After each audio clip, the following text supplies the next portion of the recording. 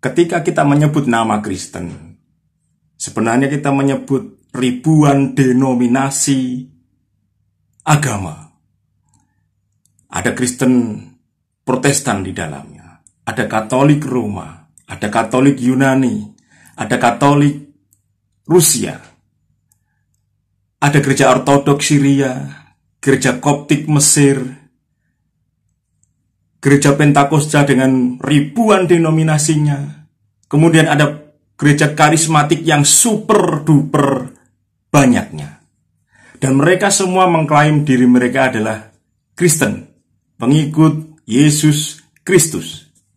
Sebenarnya muncul pertanyaan, siapa yang paling berhak mengklaim diri mereka adalah orang Kristen? Bapak Ibu yang dikasihi Tuhan, kekristenan pada mulanya muncul di abad-abad awal itu adalah karena pemberitaan 12 Rasul Yesus. Tentunya mereka membawa berbagai latar belakang budaya masing-masing. Kekristenan yang diberitakannya itu walaupun bersumber dari satu pengajaran Yesus Kristus, tetapi mereka punya latar belakang masing-masing, latar belakang budaya, adat istiadat yang mereka bawa masing-masing di dalam misi penginjilannya. Nah, latar belakang budaya, adat istiadat, dan gaya mereka dalam mengajarkan ini kemudian akan melahirkan satu denominasi, akan melahirkan pengajaran-pengajaran yang sedikit banyak berbeda dalam kekristenan.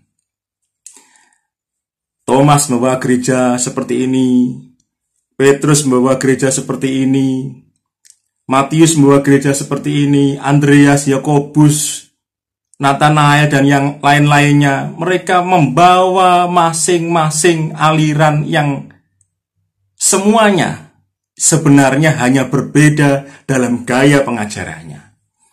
Tetapi sumber pengajarannya memang hanya satu, Injil, yang menceritakan pengajaran Kristus Yesus. Lalu apakah mereka semua benar? Ya. Kekristenan berkembang dalam adat istiadat setempat. Pengajaran Kristen membuka diri untuk berasimilasi, untuk saling melengkapi dengan budaya-budaya daerah di mana mereka berkembang. Kekristenan tidak menghancurkan budaya di mana mereka berkembang. Seharusnya kekristenan tidak boleh menekan budaya di mana mereka bertumbuh.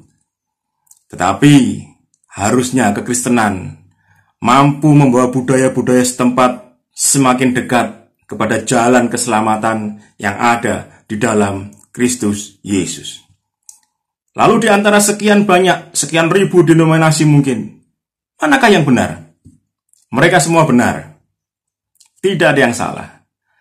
Satu kunci di dalam kekristenan adalah ketika mereka mengakui pengakuan iman rasuli, mereka mengakui bahwa Yesus Kristus adalah Tuhan dan Juru Selamat, dan mereka mengakui Trinitas adalah 3 pribadi dalam satu hakikat.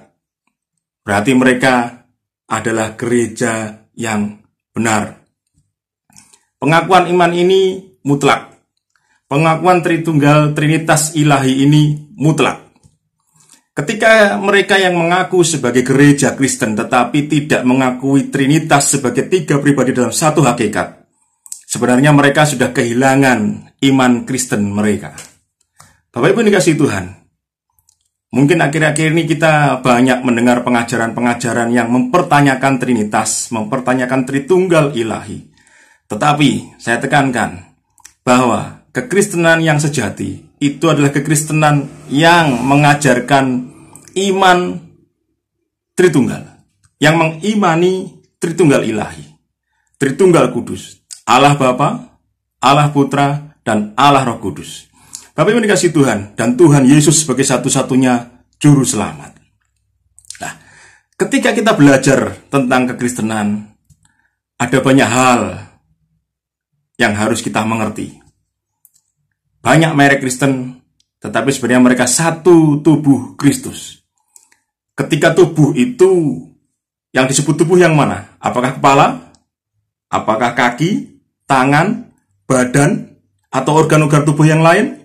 Lah, yang disebut tubuh adalah satu kesatuan. Yang disebut tubuh itu adalah satu kesatuan dari kepala, ujung rambut sampai ke ujung kaki. Nah, ketika ada gereja berbagai macam merek gereja yang bermunculan, sebenarnya mereka melambangkan tubuh Kristus. Ada yang berfungsi sebagai tangan, ada yang berfungsi sebagai kaki, ada yang berfungsi sebagai jari-jari, ada yang berfungsi sebagai organ tubuh. Dan mereka semua saling melengkapi. Mereka semua mempunyai tugas masing-masing. Tidak boleh satu sama yang lain saling merasa lebih benar dibanding yang lain. Tidak boleh satu sama lain saling menjatuhkan yang lainnya. Karena kita semua adalah tubuh Kristus. Kristus sebagai kepalanya. Kita adalah badannya. Kita punya tugas masing-masing. Ada gereja yang unggul dalam pengajaran, ada gereja yang unggul dalam praise and worship, ada gereja yang unggul dalam liturgi. Kita tidak mungkin menyatukan semuanya dalam satu denominasi. Kita, yang dapat kita lakukan adalah saling menghormati satu dengan yang lainnya. Yang dapat kita lakukan adalah saling menghargai antara satu gereja dengan yang lainnya. Semua benar. Sekali lagi, semua gereja benar selama mereka mengajarkan kebenaran kepada jemaat dan mereka mengakui Trinitas Ilahi. Mereka mengakui Allah Tritunggal. Mereka mengakui bahwa Yesus Kristus adalah Tuhan dan Juru Selamat. Salah itu, sesat itu bisa didefinisikan ketika mereka tidak mengakui Allah Tritunggal. Ketika mereka membagi-bagi Allah Tritunggal menurut tingkat kuasanya, tingkat kemahakuasaannya, tingkat kepribadiannya. Itu yang tidak bisa disebut sebagai gereja yang sejati. Salah jika mereka tidak mengakui Yesus Kristus sebagai Tuhan dan Juru Selamat. Itu mereka bisa disebut keluar dari gereja. Selama dia mengakui Yesus Kristus sebagai Tuhan dan Juru Selamat, selama dia mengakui Allah Tritunggal, dia mengakui Tritunggal sejati, Tritunggal Ilahi, Trinitas Ilahi, dia bisa disebut gereja yang benar. Masalah pengajaran liturgi, masalah liturgi yang seperti apa itu hanya perkembangan dari pengajaran gereja. Tidak menyebabkan gereja itu menjadi sesat atau kehilangan keselamatan. Ada yang ibadah pakai musik lengkap, ada yang ibadah cukup pakai organ, cukup pakai piano, ada yang ibadah dengan musik menghentak, ada yang ibadah dengan suasana tenang, ada yang ibadah dengan pakai gamelan. Semua benar di mata Tuhan. Itu hanya cara, tata cara, adat istiadat, liturgi mereka untuk berbuat bakti kepada Tuhan, untuk menyembah Tuhan. Kita tidak bisa mengatakan yang satu benar, yang satu lebih benar, yang satu paling benar. Kita juga tidak bisa mengatakan yang itu salah, kamu yang paling salah, dan kamu yang paling sangat salah. Bapak Ibu dikasih Tuhan, kekristenan harusnya bekerja sama apapun merek gerejanya, apapun liturgi ibadahnya, bagaimanapun jenis ibadah perbuatan bakti yang mereka lakukan kepada Tuhan. Ini yang harus ditekankan kepada jemaat. Jangan sampai kita mengajarkan bahwa pengajaran kita yang paling benar. Jangan. Karena semua benar di mata Tuhan selama mereka beriman kepada Yesus Kristus. Itu saja. Sebenarnya simpel jadi orang Kristen itu. Yang bikin ribet adalah kita sendiri. Yang bikin susah adalah kita sendiri sebagai jemaat gereja yang merasa diri pengajaran yang kita terima, pengajaran yang kita ajarkan adalah yang paling benar. Tuhan tidak pernah meributkan itu semua. Tuhan tidak pernah menyuruh kita saling merasa diri benar lebih dari saudara yang lain. Kita ini satu tubuh. Kita ini satu tubuh Kristus dengan berbagai macam karunia-Nya, dengan berbagai macam anugerah-Nya.